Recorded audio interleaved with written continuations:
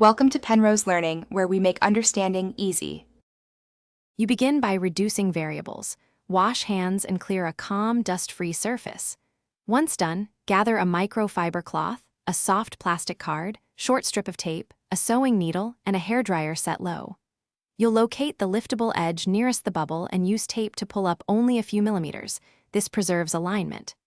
This controlled lift exposes the trapped air or debris and prevents the protector from peeling crookedly, so you can work precisely without reapplying the entire film. You now focus on clearing the bubble itself. Wrap the plastic card in the microfiber and angle it under the lifted edge. Then press and push from where the air sits toward the nearest open edge so the bubble exits rather than redistributing. If you spot a speck, touch it with a tiny tape tab or coax it out with a barely exposed, sterilized needle, only if necessary.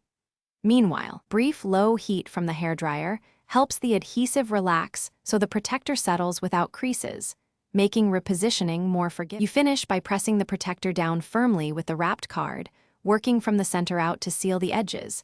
Maintain steady pressure for several seconds so the adhesive reflows and bonds. Once done, let it sit undisturbed for 12 to 24 hours in a dry spot to lock in. If a stubborn particle or edge bubble returns, carefully lift the nearest corner, use tape to extract the speck, or replace the protector, because repeated lifting can stretch or misalign adhesive and create new faults. Thanks for watching. If this was helpful, leave a like and consider subscribing. See you next time.